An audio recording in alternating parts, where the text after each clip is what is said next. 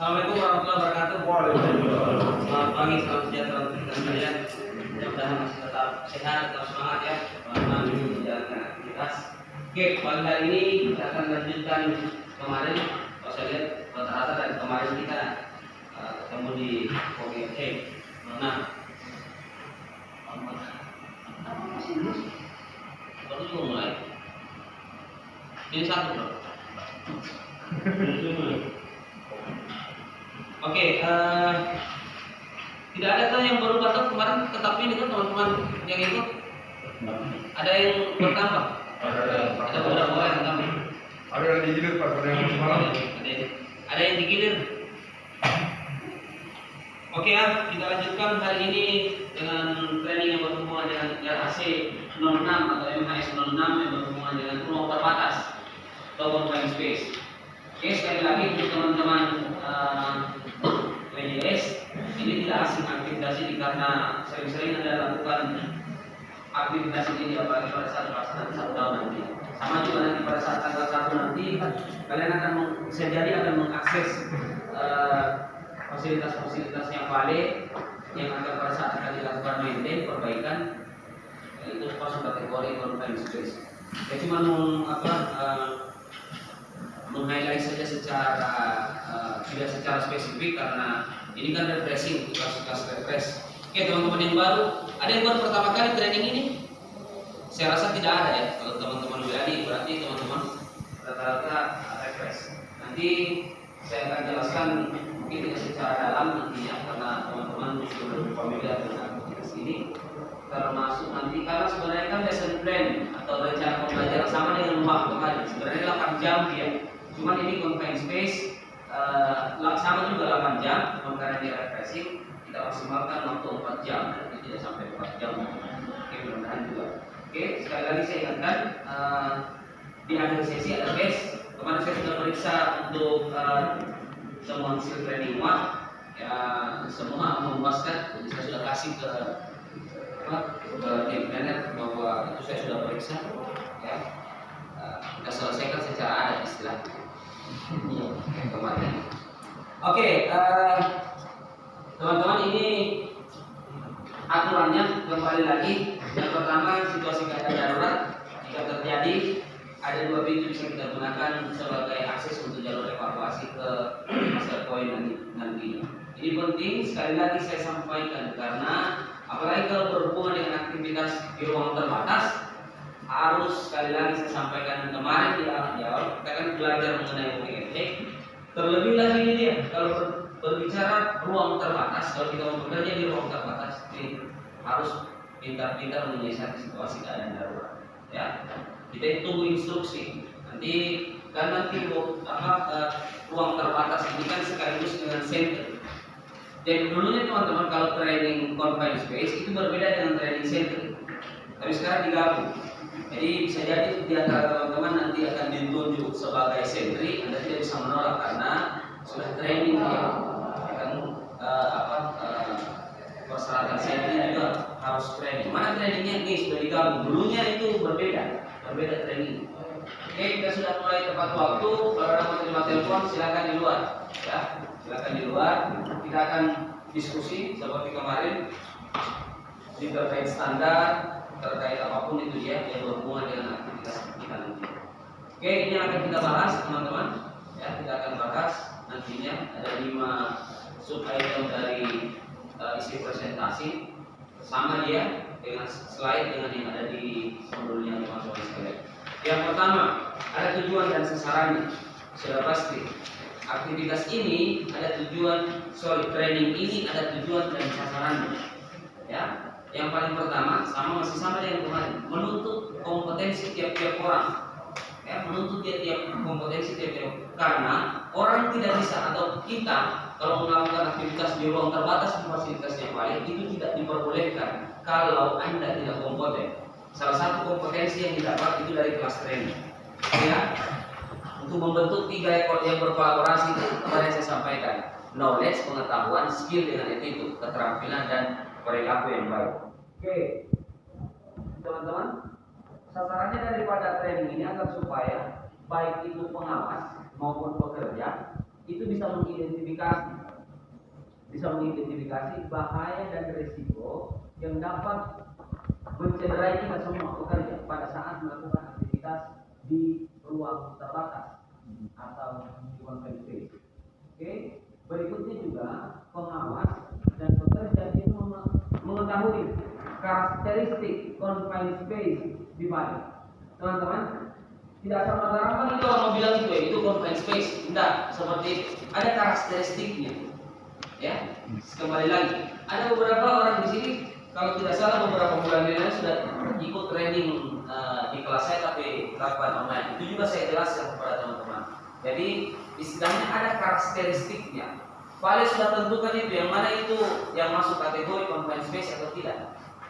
Ya, jadi tidak asal kita mau bilang oh itu confined space. Sabar dulu, karena tahapan kalau mau di-define dia ruangan atau fasilitas atau apapun itu dia sebagai ruang terbatas, pasti Vale melakukan yang namanya risk assessment melalui CSRA, istilahnya confined space risk assessment. Bukan teman-teman yang bikin itu, yang bikin itu adalah owner area. Contoh kalau kita mau masuk di dapurnya Polis, dalamnya Polis, sebelum Anda masuk, jauh-jauh hari sudah ada CSRA-nya itu. Siapa yang buat adalah teman-teman dari operation di Polis. Ya, biasa dilanjutkan teman-teman project juga. Oke ya. Nah, berikutnya agar supaya pengawas dan pekerja itu mengetahui juga dan memahami persyaratannya. Kembali lagi sama kita belajar kemarin tentang working holiday, ada 3 persyaratan yang harus terpenuhi, sama juga dengan confined space. Persyaratan orang, dokumen, dengan peralatan. Ya, tapi akan berbeda. Saya akan jelaskan mungkin agak sedikit dalam terkait 3 persyaratan ini agar supaya teman-teman atau kita semua bisa memahaminya. Berikutnya agar supaya pengawas dan pekerja itu mengetahui tahapannya. Oke, tahapan bekerja di ruang terbatas. Kalau teman-teman bekerja itu, yang penting sudah ada sentri, ada di papan pengendali, sudah mini gas test. Oke, pengawas dan sentri bilang oke instruksinya silahkan masuk. Oke, kita masuk. Padahal yang kita tidak tahu teman-teman bekerja, tahapannya untuk mempersiapkan namanya itu ruang terbatas sebelum Anda masuki itu panjang. Yang tidak ada istilahnya kali itu yang namanya pengawas kajian bilang masuk ke saya dulu. Kita teman-teman pekerja itu wajib menanyakan, bos sudah digasnya sudah di dalam, ada digas sentrinya, sudah ada digas sirkulasi udaranya, lengkap digas penerangan di dalam. Kalau ada pengawas sudah masuk ke dulu tentara gitu, kalau tumpang berarti ada gas. Tidak ada cerita seperti itu, ya. Jadi sesuai nilainya Vale lah, apalagi yang digaungkan sekarang itu apa namanya istilahnya no safety no pay, no safety no production, ya. Artinya apa? Itu dalam sekali maknanya. Kalau kau tidak aman, kau ragu, lebih baik jangan lakukan. Itu maknanya. Ya, daripada kita celaka karena berhubungan dengan confined space. Kembali nanti saya akan jelaskan tentang historikalnya. Banyak kasusnya. Ya, banyak kasusnya terkait ini. Oke, berikutnya agar supaya pekerja dan pengawas itu memahami tugas dan tanggung jawab seorang sentri atau penjaga ruang terbatas. Teman-teman, krusial sekali posisi ini. Ya, makanya kalau Mbak Juli dan kawan-kawan teman-teman pengawas nantinya, kalau mau tunjuk sentri, yakinkan dia betul-betul paham. Karena pada saat di handover itu yang namanya permit, ya, permit ke seorang sentri, tanggung jawab ruang terbatas itu ada di dia. Jadi tidak gampang itu menjadi sentri. Bahkan lebih tinggi 1 tingkat dia punya wewenang dibanding pengawas. Karena kendali ruang terbatas itu ada di dia. Kalau dia bilang keluar, kalau dia bilang tetap bekerja. Ya, jangankan itu. Face pun kalau mau masuk di dalam melakukan respon, kalau sentri bilang jangan kau masuk, tidak boleh dia masuk. Saking krusialnya dia punya posisi. Nanti kita lihat karena sentri itu ada tugas utama dan ada tugas sekundernya. Ya, makanya arahannya sentri dan sarannya itu sentri itu kan tidak boleh meninggalkan sama sekali, itu dia punya akses ruang terbatas. Kalaupun dia mau tinggalkan, harus ada yang gantikan dia. Ya, nanti kita akan jelaskan, saya akan jelaskan lebih dalam terkait ini. Terus agar supaya kita semua termasuk pengawas dan pekerja itu mengetahui yang namanya prosedur tanggap darurat. Kenapa ini harus dipikirkan di awal? Karena teman-teman, jika terjadi keadaan darurat di dalam ruang terbatas, itu sangat susah sekali untuk dilakukan responnya. Contoh, di ruang terbatas itu cepat sekali terakumulasi itu yang namanya gas, cepat terakumulasi itu yang namanya temperatur yang panas. Makanya itu harus betul-betul kita maintain dengan baik agar supaya apa? Begitu kalau terjadi kita tidak minta-minta, kita tahu apa yang harus kita lakukan. Ya, kita tahu apa yang harus kita lakukan. Bahkan diajarkan kita di IRP-nya, Vale, kalau ada orang yang kolaps tiba-tiba di dalam ruang terbatas karena dia menghirup gas, itu sarannya kalau kita tidak punya kompetensi untuk itu, biarkan kita itu selamatkan diri. Ya, kenapa? Karena kalau Anda tolong, bisa jadi kita menjadi korban berikutnya. Makanya kita diajarkan seperti itu. Makanya ada prosedur tanggap darurat. Karena rata-rata confined space di kita di sini. Contoh, lihat ya nanti kalau teman-teman beraktivitas di kilen misalnya di Fortis, kita sudah tetapkan kalau itu critical activity yang harus standby, ya teman-teman baju hijau itu kan mereka biasa kita lihat mondar-mandir di sini. Berikan ke mereka pada saat untuk merespon seperti itu. Jangan kita. Kenapa? Karena kita jangan sampai kita tidak punya pengetahuan untuk menolong, justru menambah korban nanti di dalamnya. Oke? Kita akan lihat nanti akan kita akan diskusikan lebih dalam terkait itu. Oke, teman-teman. Nih, aturan dan standar. Ya, kembali lagi aturan dan standar. Sama. Saya biasa bikin kenapa? Kenapa prosedur konvensi harus kita ikuti, harus kita terapkan? Yang pertama ada regulasi, sama dengan yang kemarin, regulasi atau standar.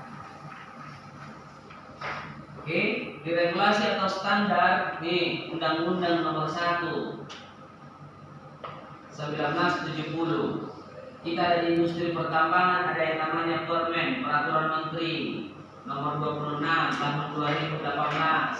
Kita ada yang namanya Kepmen, Keputusan Menteri 1827 tentang pedoman kaidah pelaksanaan pertambangan yang baik. Ada yang namanya Keputusan Dirjen, Kepdir 185 Tahun 2019 tentang pelaksanaan K3 pertambangan, termasuk pelaporan dan penilaian namanya SNKP. Termasuk ada ini dia, yang Kemenaker 187 tentang pengendalian bahan kimia, termasuk di dalamnya ini ada yang namanya Keputusan Dirjen Binwasnaker, Pembinaan Pengawasan Ketenagakerjaan 113 2006 tentang pedoman keselamatan kesehatan kerja di ruang terbatas. Sebenarnya teman-teman, nih pelatihan confined space ini bisa kita ada di pemerintah. Kalau kita mau training versinya Kemenaker, tuh 3 hari dia kalau training yang namanya confined space. Cuma di Vale itu dipersingkat waktunya menjadi 8 jam, ya 8 jam. Jadi kita persingkat lagi karena ini refreshing, tinggal 4 jam nantinya. Oke teman-teman, ini regulasi pemerintah. Vale sendiri itu bikin standar. Yang pertama dia bikin MHS, Mayor Hajar Standar nomor 06.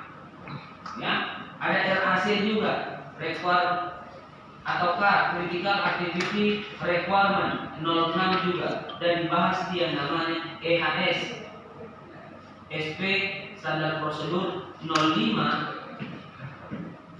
dan dibuat yang namanya GR Golden Rule nomor 6 juga. Ini standarnya Vale yang mengatur tentang confined space. Ya, ada MHS 06, ada KAR 06, ada EHS SP standar 05, dan ada Golden Rule nomor 6. Ya, teman-teman. Nah, ini contohnya. Nah, di Golden Rule itu, lihat ya, redaksinya Golden Rule nomor 6. Dia bilang dilarang melakukan pekerjaan sendirian. Lihat ya, ini Golden Rule yang baru.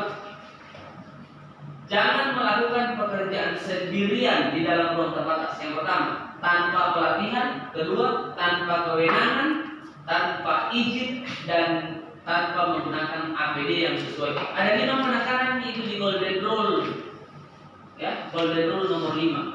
Kalau kemarin di walking at home itu ada 3 penekanannya. Kalau di golden rule nomor 5 itu ada 5 penekanannya. Kita bahas satu persatu. Dia bilang jangan melakukan pekerjaan di dalam ruang terbatas itu apabila kita sendirian, ya. Bekerja di ruang terbatas saja dilarang jomblo. Ada dia masih jomblo di sini. Nah, yang maksudnya dia bilang teman-teman yang sendirian itu tidak boleh kita melakukan pekerjaan di ruang terbatas tanpa sentri, itu yang dia maksud. Tanpa penjaga ruang terbatas. Termasuk tidak boleh memang kita juga masuk dalam ruang terbatas sendiri, 1 orang, minimal 2 orang. Kenapa? Kalau terjadi kemungkinan yang kita tidak inginkan, ada teman tak yang satu yang bisa menginformasikan bahwa ada temanku yang kolaps di dalam. Ya, tidak boleh. Yang dia maksud di sendirian itu minimal itu 2 orang masuk ke dalam ruang terbatas dan harus ada sentri. Berarti kalau orang mau bekerja di ruang terbatas minimal ada 3 orang. Ya, ada 3 orang. 2 orang di dalam, 1 orang penjaga ruang terbatasnya atau sentri. Oke. Nah, berikutnya tanpa pelatihan. Yang mana pelatihan? Tidak boleh kita masuk di dalam ruang terbatas tanpa training, bahkan tanpa kewenangan kompetensi. Sekali lagi, di mana kewenangan kompetensinya? Ada di kartu kompetensi yang kita jelaskan kemarin Pak Jabeba. Ya, nih berikutnya tanpa kewenangan. Ya, kewenangan kita saja. Kewenangan apa tuh? Kewenangan kompetensinya dibuktikan dengan apa? Dengan kartu kompetensi. Berikutnya tanpa permit, sudah jelas itu, tanpa izin. Ya, dan berikutnya tanpa alat pelindung diri yang sesuai. Kalau sudah ditetapkan kau masuk di dalam ruang terbatas menggunakan APD dasar maupun APD tambahan, itu harus Anda ikuti. Contohnya kalau dia bilang ruang terbatas, dalam orang masih harus pakai SCBA, self contained breathing apparatus itu yang pakai tabung, ya. Kalau dia tetapkan itu dia di CSRA-nya, Anda harus masuk pakai SCBA. Kapan kita masuk tanpa SCBA, itu pelanggaran golden rule. Kalau nantinya ditetapkan. Tapi kalau di confined space research itu dengan boleh, yang penting ada respirator misalnya atau pakai masker dan lain sebagainya, tuh boleh. Ya, teman-teman sekalian, sebelum kita lanjut, saya mau tanya, kami di sini rata-rata teman-teman reference, ya, teman-teman reference. Saya mau ingin tahu sejauh mana pengetahuan tentang confined space. Kira-kira menurut teman-teman, yang mana itu dia bilang confined space? Contoh kriteria, Mas Bro, yang mana itu confined space atau ruang terbatas menurutmu? Confined space yang seperti